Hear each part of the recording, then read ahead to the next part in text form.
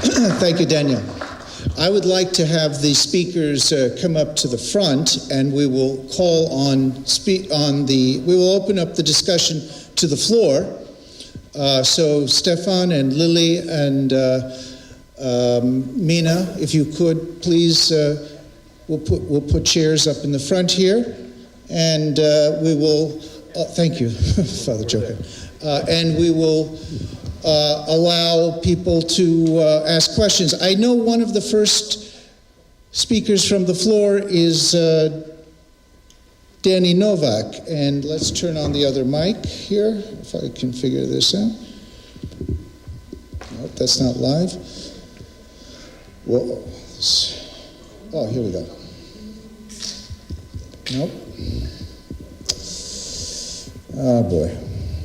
Well, can you hear it? Okay, Danny, would you like to, where are you, Danny? Danny, did you want to say something? Okay. Here, I'll give you this mic. My name is Jasenovac, and I'm one of the few Jews here. I assume there are some other Jewish people. We are really together, the Serbs and the Jews, like what Barry mentioned. You know, it's one of the rare places where we cannot separate, because there was a person, and his name was Juro Zatezalo. How many of you know about Juro? You know Juro? Zatezalo. From Karlovac. I don't know. We have a lot of family in Steubenville, Ohio. Anybody knows him? Is he a writer? No. He was a historian. I owe him truly my life, because for me, my grandfather died in Jasenovac. My aunt and my grandmother died in Prague, in a house whose picture is in this book. And after my mom died in 2003, I went all by myself. I did not know anything besides two words, Prague and Yadovno. And I looked at the internet. There was nothing in the internet, not about Yadovno and not about Prague. Prague was a tourist place. It was German tourists are going there for vacation. So still I wanted to find, because a Jewish historian wrote something, and my mom wrote about it, those words, but she didn't say what happened. So I found myself in that place, in the forest, in Yadovno, and I was climbing up the mountain because I thought it was a cliff, like what Daniel mentioned. You did not know either. I went, and I'm a college professor. I taught mathematics. I retired. I had sneakers on, and I was climbing up, and it was snow in the Velebit Mountains in November, in Thanksgiving break. I'm climbing, and then I realized if I continue climbing, I will die myself. So I went back, and I decided to go to the hotel.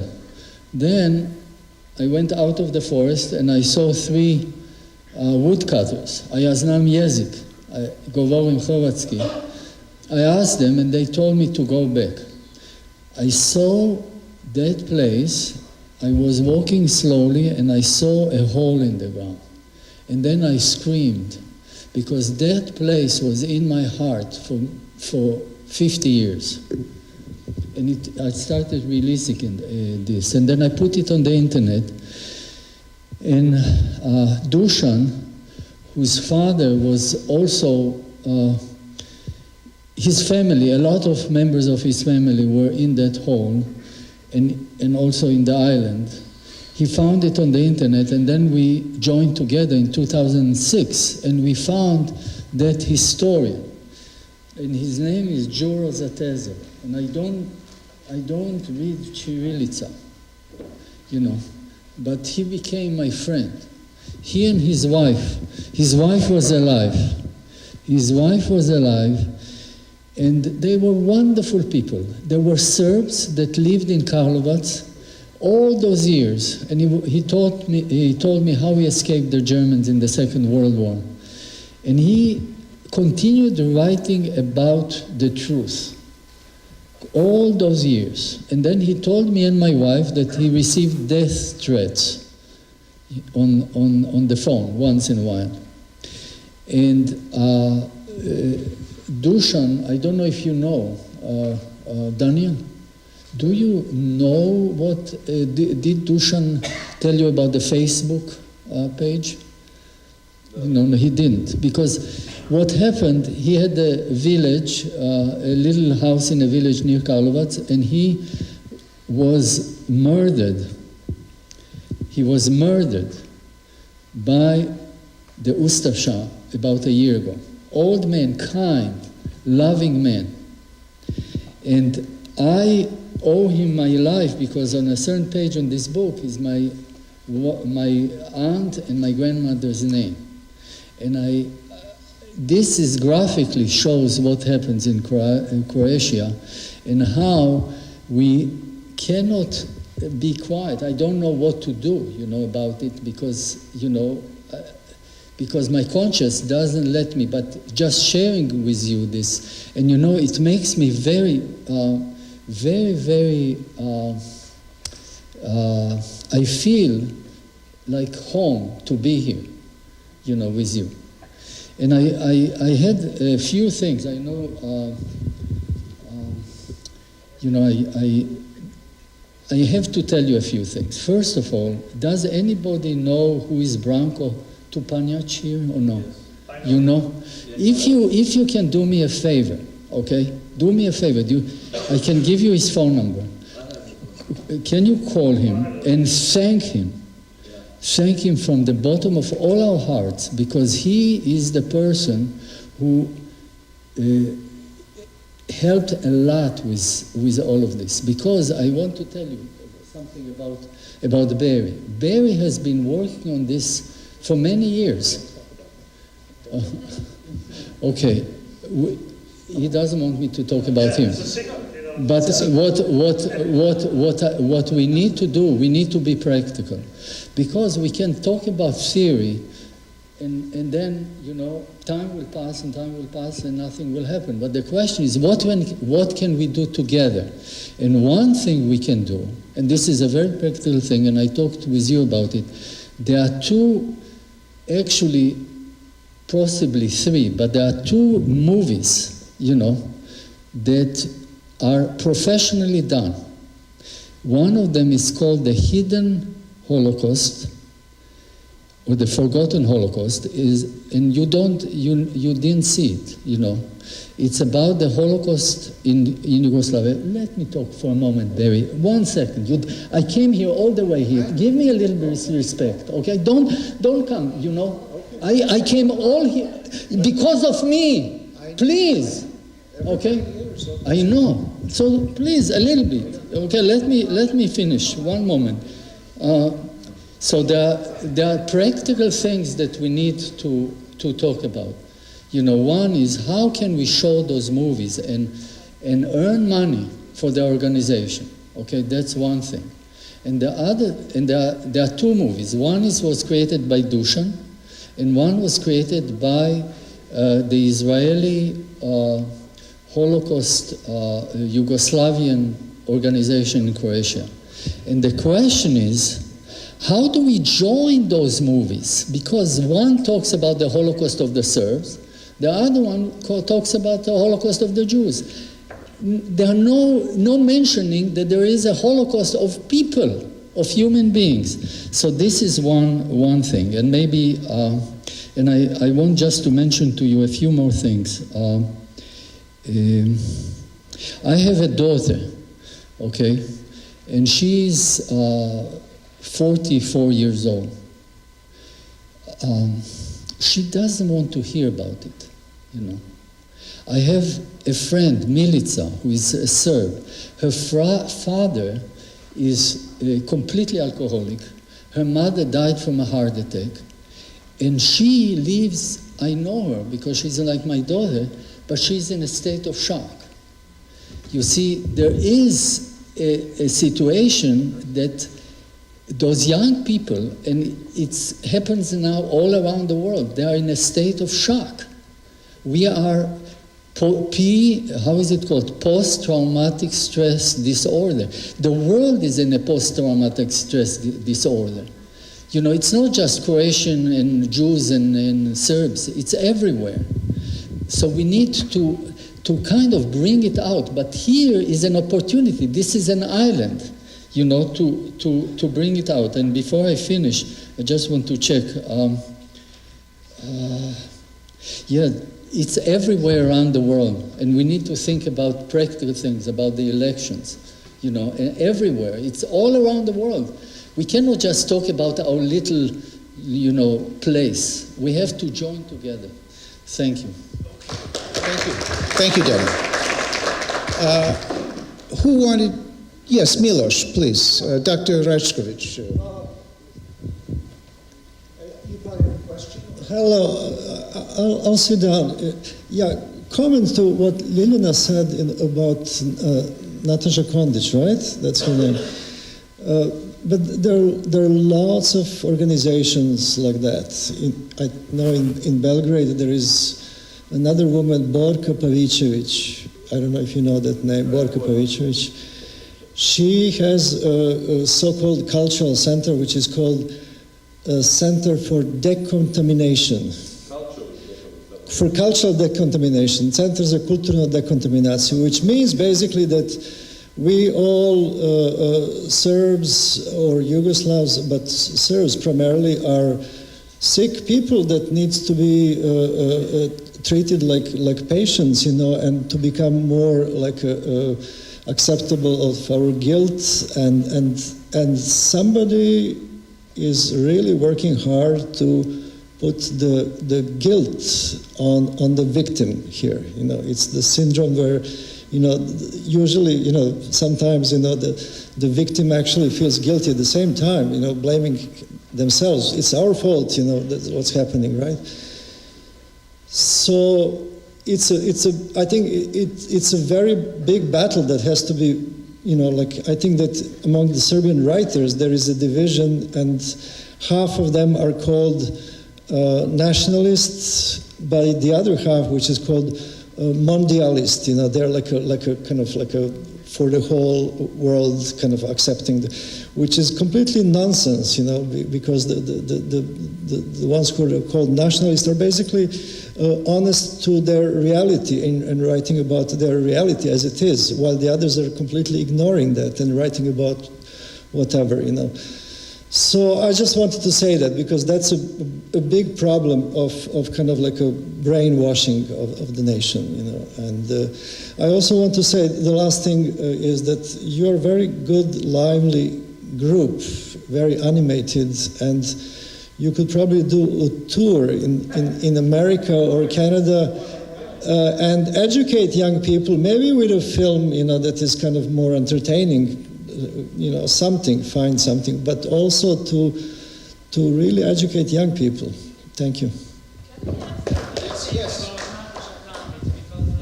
I live in Belgrade, so I know if you ever applied for a project in Serbia for something cultural, kids or anything, it is well known that Nataša Kandić, not Borka Pavicevic, not somebody else, is getting the most, like 80%.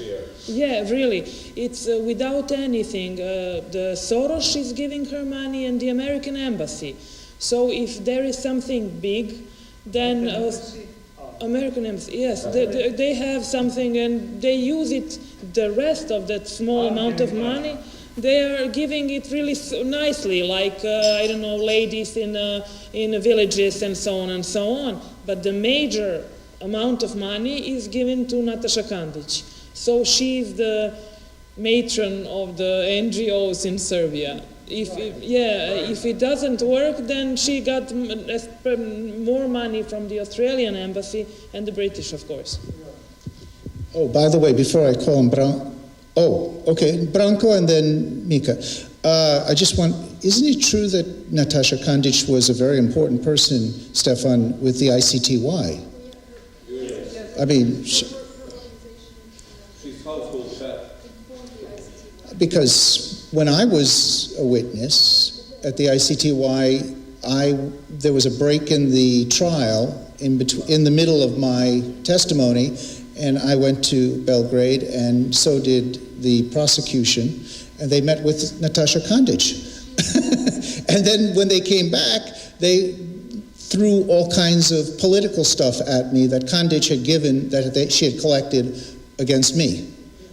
So that's my personal Kandic, that's my personal Natasha Kandic story. I have something brief to add. I live in Banja Luka, and we in Banja Luka have some reincarnation of those Natasha Kandic, and it's called Centar za dekontaminaciju. Not to take water rights.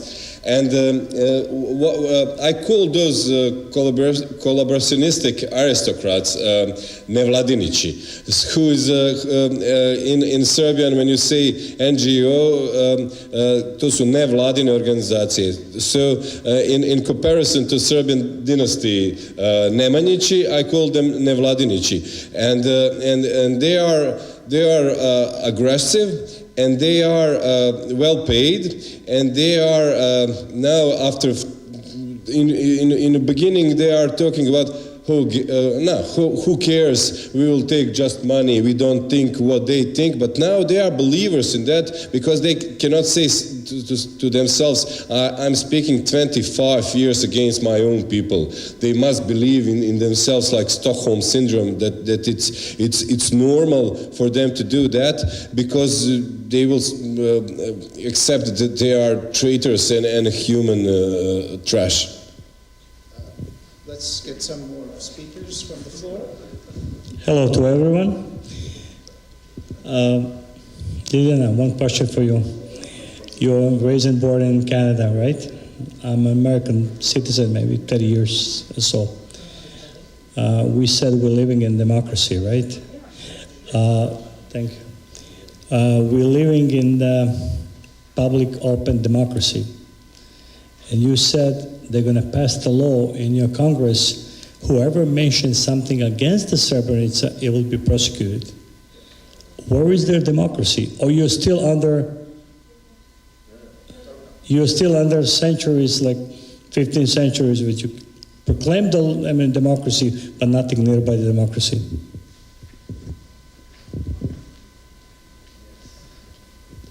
So it's not a law yet. I would look up the details. It was a petition that was brought forth by, and again, I would, yeah, he's very, do you know his name? About, yes. That's what it amounts to. That's what it amounts to. That's constitutional right, to free speech. By the way, in Switzerland, people went to jail also for the same thing in Switzerland. Alexander Dorin, right. Alexander Dorin was in jail for exactly the same thing, denying that Srebrenica was genocide, and that, so it's considered, what they want to do with this false narrative, with this propaganda, with this distortion of history, they are able to.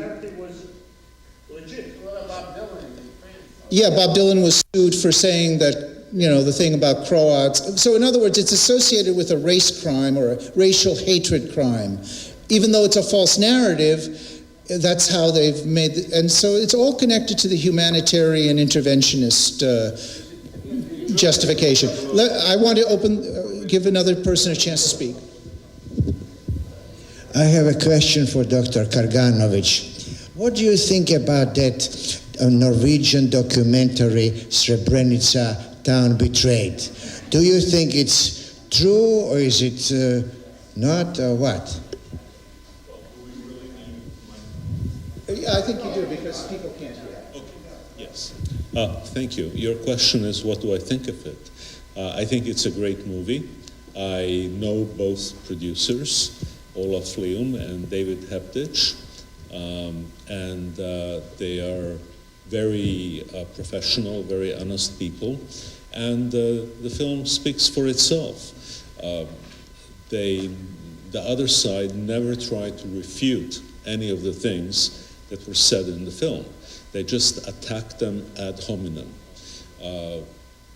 in various ways, personally, but never addressing the issues that the film deals with.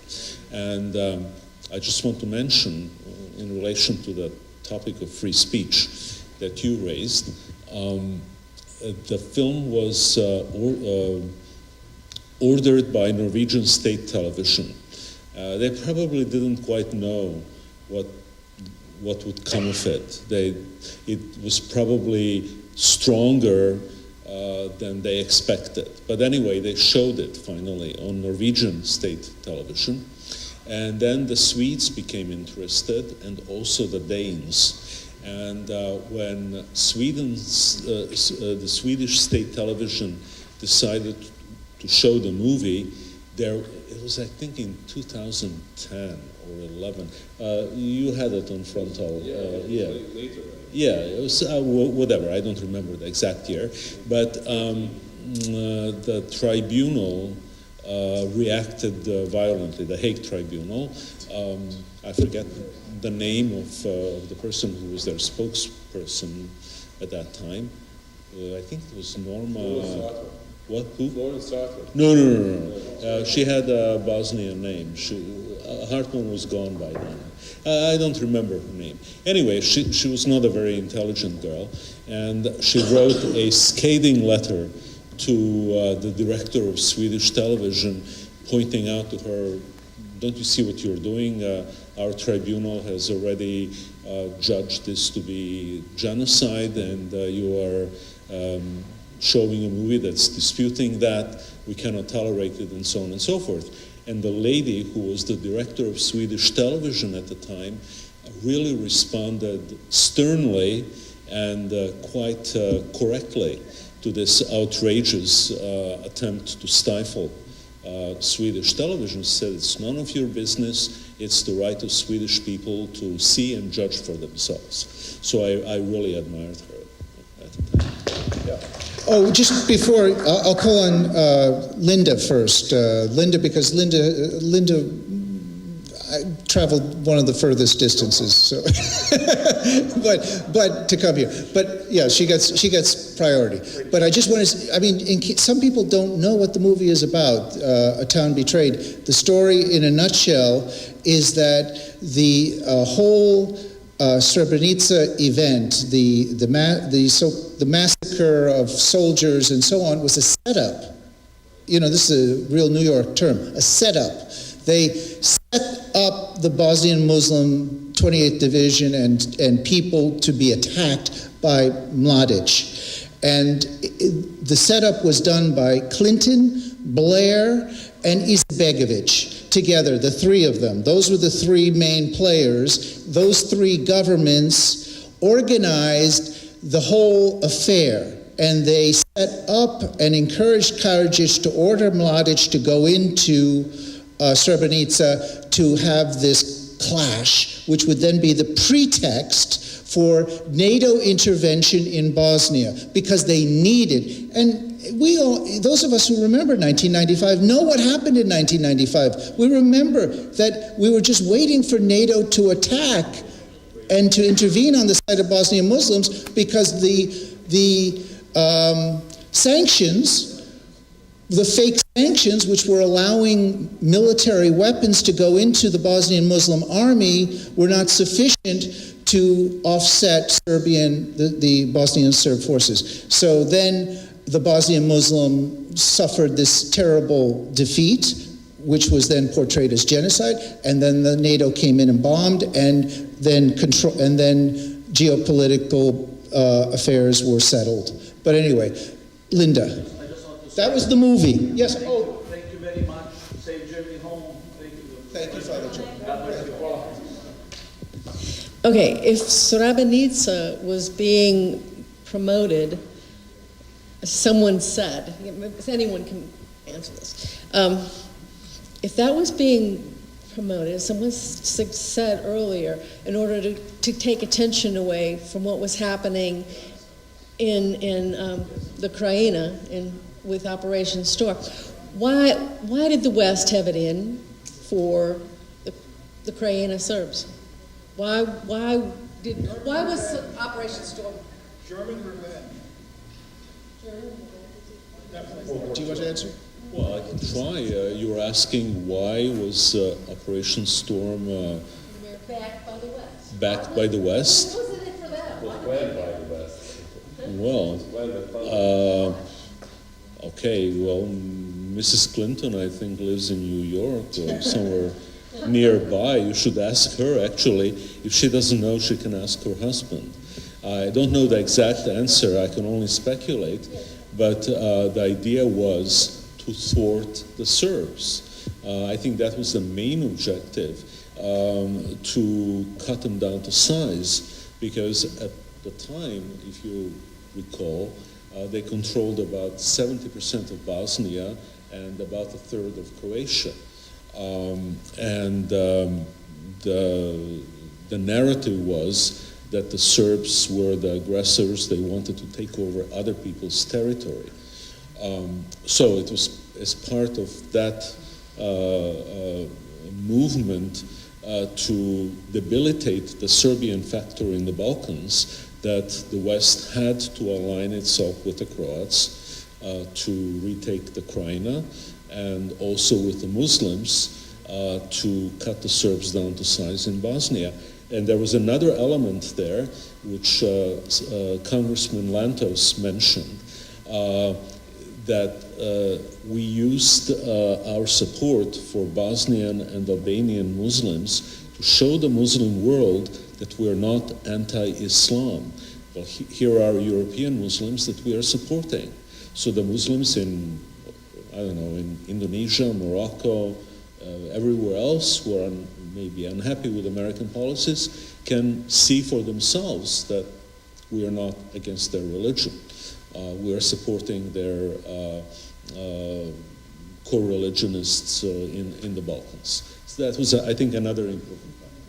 And also they had to make they had to stabilize Croatia. With the Serbian population in Croatia, it was a contested territory.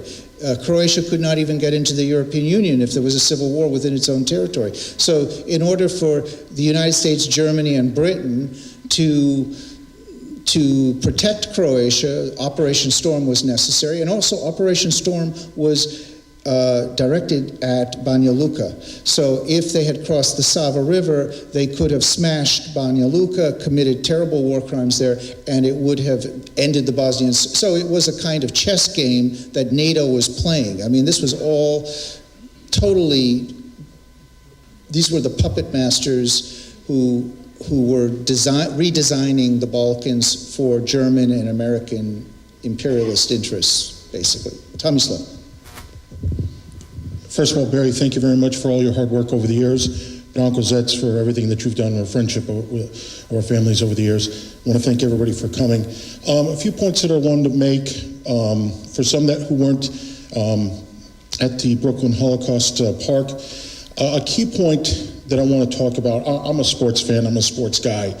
And when you talk about Croatia, last year they had a very successful run to the World Cup final. They lost to France 4-1. And when they returned back to Croatia, there was a victory parade. It was supposed to be an apolitical, non-political event.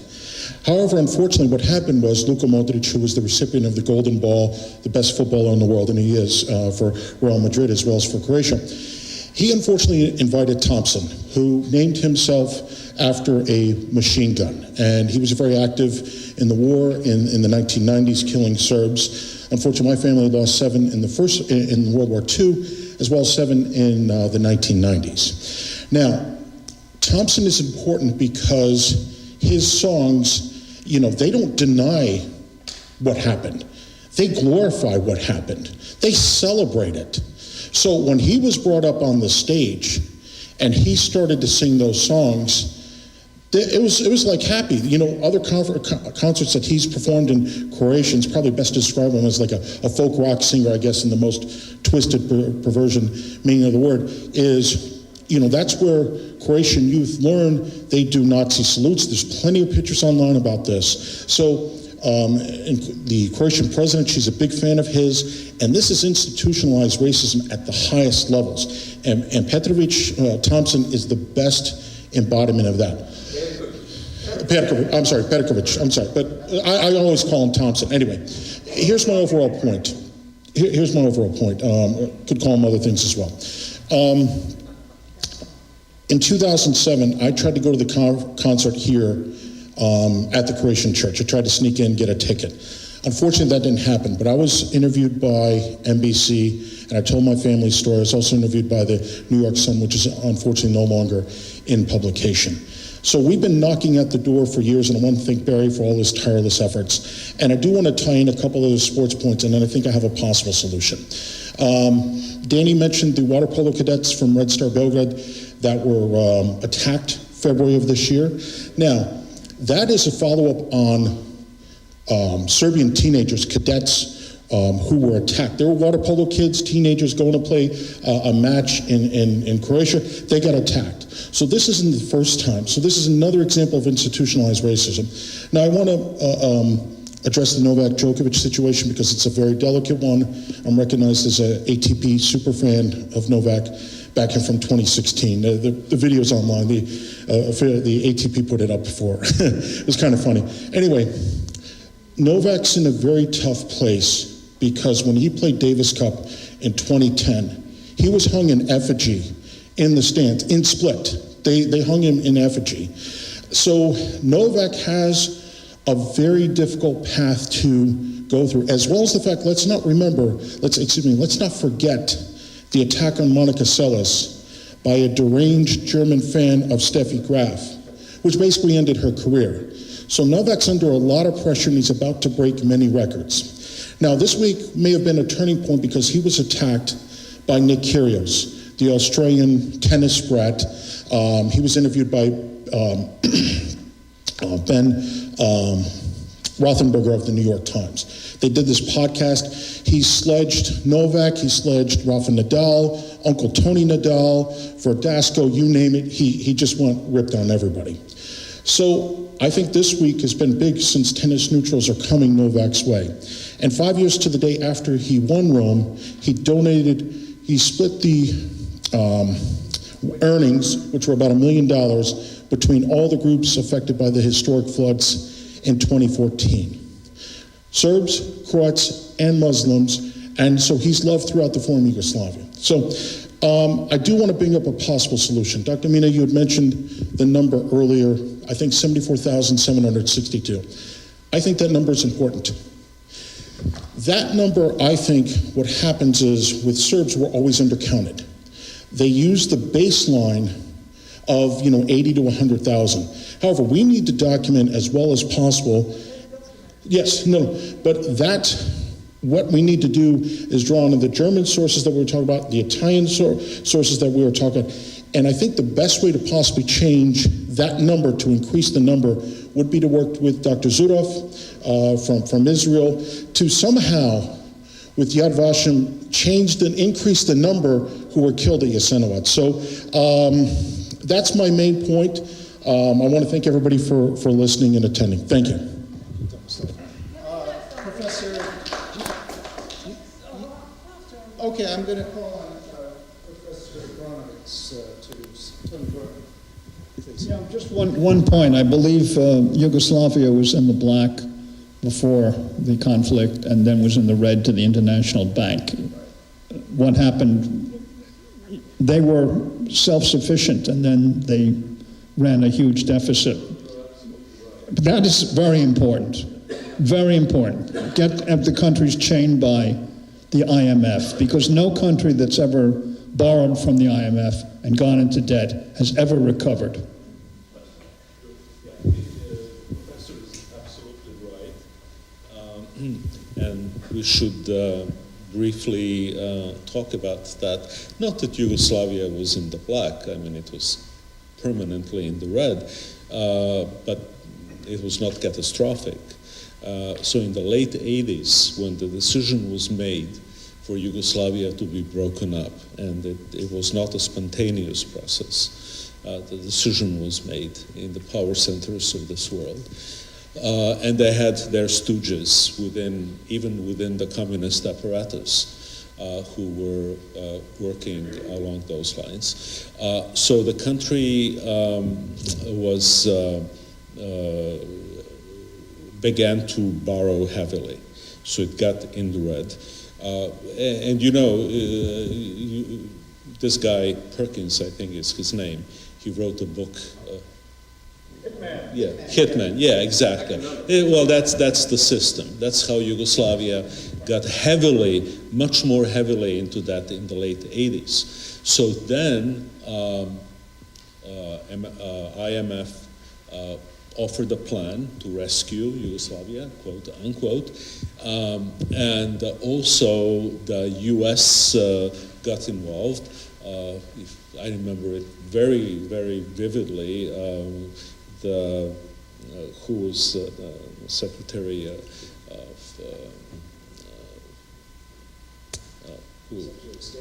Secretary of State, very, very polite. Warren Christopher? No. Christopher was an ignoramus, but his predecessors, who certainly knew where Yugoslavia was on the map. James Baker. Yeah, James Baker, exactly. James Baker, and he offered the following deal to the Yugoslavs, who by that time were beginning to quarrel, and it was obvious that the leaderships of the various republics were each pulling their separate way. He said, the U.S. is going to assist you with a huge sum of money, but it has to go to individual republics, and only to those republics who affirm Western values, you know, the narrative that we hear today so much. So that was another encouragement for separatist forces within Yugoslavia. And the IMF, of course, conditioned its restructuring of the loans on certain political concessions, which also facilitated the breakup of the country. So it was a synchronized process, and nothing was accidental, nothing was spontaneous there. Yes. Branko, did you want to say something? No. Okay. Thank you. My question is for Mr. Karganovic. Is there any way that anytime soon in Belgrade or in Serbia will be built a memorial museum of Holocaust, like what is something in Israel and Yad Vashem? It seems to me that late Professor Milan Bulajic had something, and it was at one point that museum in Belgrade, but I think that with the coming of this democratic government 2000, everything was, I think, put in away, or I don't know what's happened with that. And when we came last year in Belgrade, we wanted to see Museum of Holocaust or Genocide. There is none. There is a website, but there is really nothing, but it's a shame. So thank you. Museum of Victims of Genocide. I can answer your question very briefly using only one syllable. The answer is no. Do you want me to elaborate? Well, I think that you more or less explained why by invoking the organization that you refer to and its leadership. So it's not going to happen until the system changes. I have some fresher or a little bit more fresh information about it. There is a plan to one pavilion on the Kunstlager Zemlin or Staro Sajmište logor to reuse it, one of pavilions, and to make museum of Holocaust. But I'm sorry we shut down projector, and I couldn't move pictures individually. There is now in Staro Sajmište now there is one plate in Latinic alphabet, 3 broken lampposts, and some Roma communities living there, and they are drying their underwear, you know, in near proximity of a Second World War death camp, you know, and that's the situation in Serbia, which I think it's a consequence of those 3 things: communist rule, Western intervention, and that Stockholm syndrome that they are developing in us, and those NGOs. And it's a great thing, and I forgot to mention, I was, I think, the only public person, or more or less public person, who rose up against the one so sick initiative, which is every year, about 4 or 5 years, held in Prijedor, which is called Day of the White Ribbons. And they every year they collect themselves more or less as we here, but they are like very well paid. They are bring from all the sides, and I don't know why. Maybe they want to hint some. They wanted to play some both sides approach. They called the Jadovno 1941. On their bad fortune, they sent me. You know? So I asked them to bring me some proof, you know, some facsimile of order, some radio station news, because they are claiming that somebody in 1992 ordered non-Serbs, that means Argentinians, Chinese, Guam,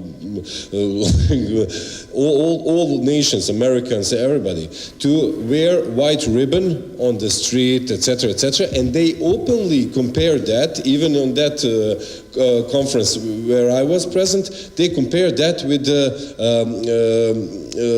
Warsaw Ghetto and the Republika Srpska with the Nazi Germany. Serbs as a nation, and Republika Srpska especially, have connection with the Third Reich as only armed resistance in a slaved Europe, of course, without Soviet Union, which was more or less free, yeah, to fight. We were only real opposition, armed opposition in Second World War, and that wasn't because of Serbian thoughts about Hitler's racial theories, because of practice of those racial theories. And only one thing, in Prijedor, for example, to conclude everything with that Srebrenica narrative, it's founded a mass grave, which is the largest proved mass grave where Serbs or Serbian authorities, which are now or killed or diseased or judged in Hague, killed one significant number of people and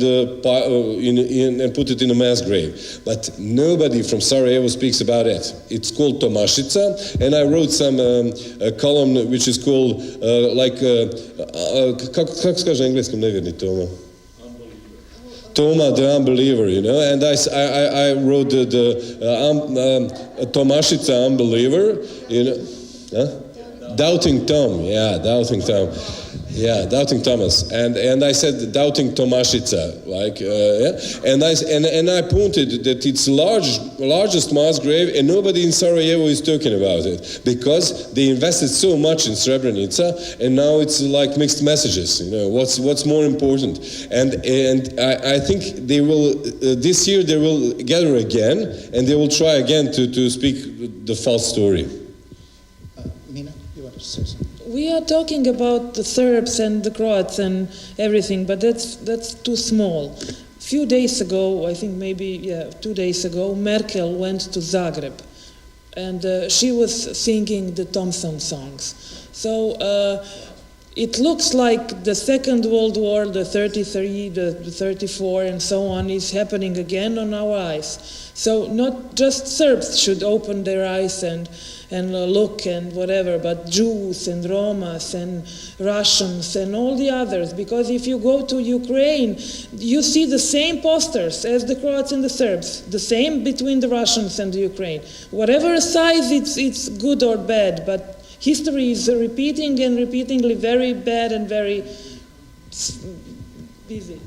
And I'm going to call on you, Yehuda, also, but just about the whole issue is the failure of denazification. You know, that was sabotaged. Now, I really don't agree that everything was bad about communist Yugoslavia. I think on the whole there was a lot of good things about communist Yugoslavia, but the failure to denazify was, of course, the biggest failure in a way. They were more successful economically and in other ways, Yugoslavia, than in the one way in which the country could be destroyed, which was the failure to denazify. And without denazification, there could be no future for the country. And to some extent, it was a failure of the Jewish community, but I mean, especially today, because the younger generation of the Jewish community in Yugoslavia is very bad. They have not stepped forward. In fact, they're playing a negative role right now in terms of, you know, doing something positive to commemorate the genocides that occurred. And denazification is also, without denazification, you can't have reconciliation. So basically, the whole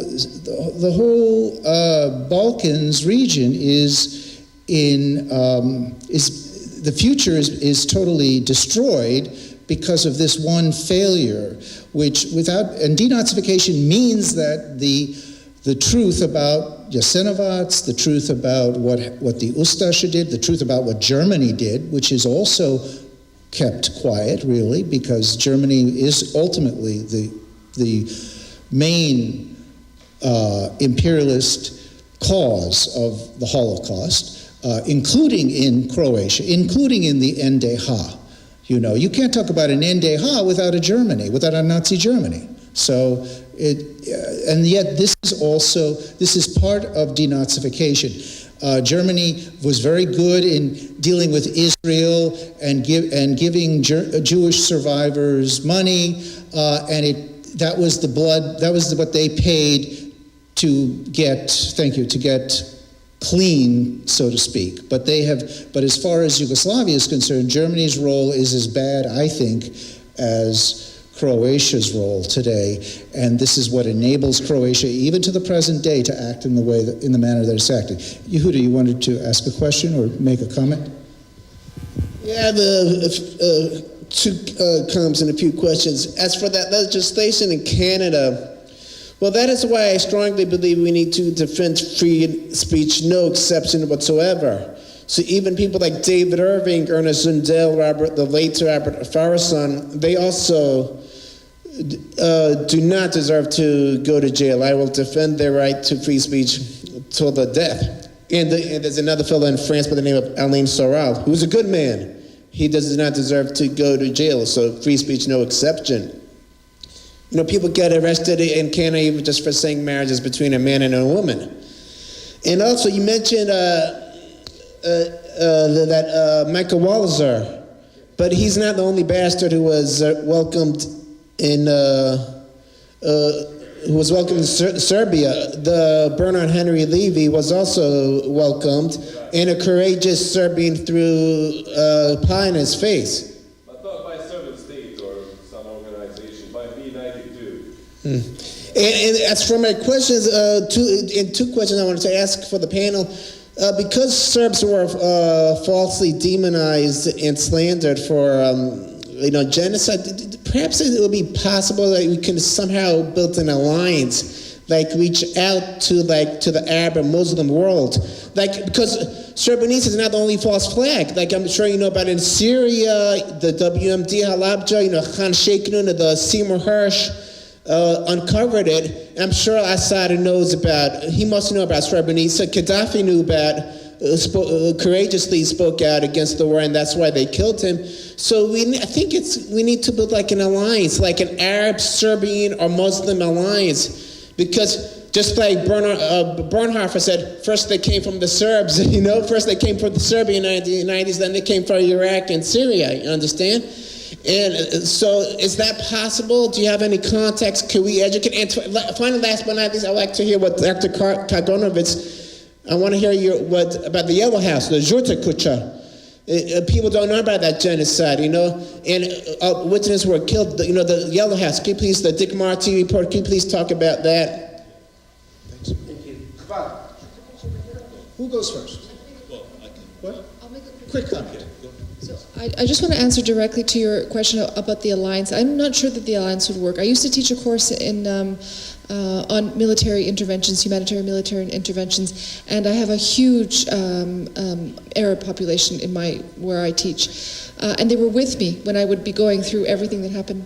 Good night. They would be with me on everything, and as soon as I would bring up Serbs and what happened in Bosnia, I just lost them. They just said, that's not the same thing. That's not the same thing. You can't say that's the same thing. So it didn't work. In my experience, it didn't work. But in terms of so if it didn't work in a classroom with students, I'm not sure how it's going to work on a grander scale. Anyway, go ahead. Okay, thank you. Well, you said you were not sure that it would work. I'm certain that it wouldn't. Although, yes, I know. But in a very limited context, I have seen it work. You may remember, Daniel, in 2015, we had a Srebrenica conference in July of that year in Banja Luka. And just for the heck of it, I invited Sheikh Imran Hussein, who is a very distinguished Muslim religious scholar. He's from Trinidad, of all places. He's a very nice guy. Yeah, but I mean, he's from Trinidad. The British brought in Indian laborers 200 years ago, so his family has been Trinidadian for forever. Anyway, so I invited him, and the idea was I didn't set any preconditions whatsoever. I wanted him to say that Srebrenica was genocide, that the Serbs were guilty as hell, whatever he wanted to say. And so what I got back from him, a video, he said Srebrenica was not genocide. Right, and so on and so forth. There are some Muslims that I've met who are willing to entertain the notion that Srebrenica is not what it's purported to be, but they are a very microscopic minority. So I don't think that, I think the alliance is a great idea, but how well it would work, whether it's possible, I'll be diplomatic, I'm not sure. Yes, who wants to? Did you have a follow-up? Yeah, can you talk about the Yellow House? Oh yeah, well, that's Kosovo. That's Kosovo, and Metohija. Thank you for supplementing my ill-founded reference to Kosovo and Metohija. All I know is that Dick Marty produced an impressive report, and that it was suppressed. It was basically ignored. No action was taken because the stakes that the Western countries had, the investment they had made in KLA and Taci and Haradinaj and all these people was so enormous. Well, they couldn't now admit that they were not just killers. I mean, that's the least that you can say about them, but grisly killers. So that's just impossible. So they had to sweep it under the rug, and they did. But the report is still there, and it's not going to go away. But it's still working. The Yellow House, it's not yellow anymore, but it's still working. They repainted it. Yeah, really. I think it's white now. Yes. Yes, regarding that, Wired magazine had an excellent article regarding the Yellow House, and Dr. Lilly, to your point, the possible in your backyard in Montreal is the Center for Globalization. That might be a way that we can interface with those folks and, you know, talk about networking or whatnot. One other thing that I wanted to mention is that when I talk about the Balkans, particularly the wars in the former Yugoslavia, is I referenced that Ali Izetbegovic gave Osama bin Laden a Bosnian passport in 1993. He used that to travel freely in preparation for the September 11th attacks. Now, President Clinton had an opportunity to either kill or abduct him in 98, going into 99 while he was operating in Kosovo.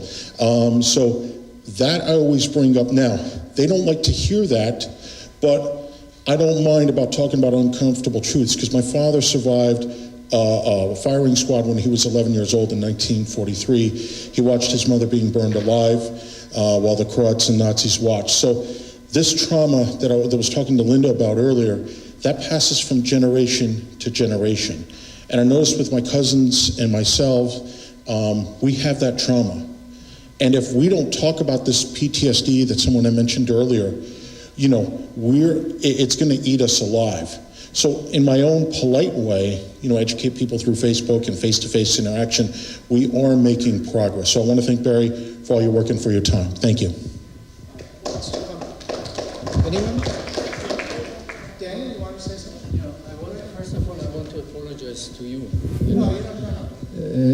I do, and it is very much connected to what you were saying, because I experienced the trauma myself, and I saw it when I was in Croatia, in the island of Metajna, in the village of Metajna on the island of Pag, when there was a man in the car that came, and he had a 4-year-old child by the seat, and he told me it never happened, please leave.